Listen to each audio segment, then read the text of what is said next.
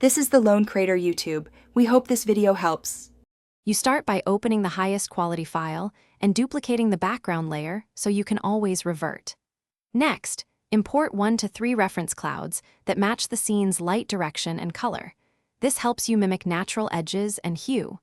Then set your color profile to sRGB or Adobe RGB and add a neutral 50% gray layer for testing blend modes. Once done, you're ready to isolate the sky area and proceed with precise cloud placement and blending. You now select the sky using the lasso or quick mask, expanding or contracting the selection by a few pixels to avoid harsh seams. Place your cloud image on a new layer and transform it, scale, distort, or warp, to align with the scene's perspective and horizon. Once roughly positioned, add a layer mask and paint with a soft brush at low opacity to blend edges. Use the smudge tool sparingly to create natural wisps. Make sure to preserve shape variety so the clouds read as believable.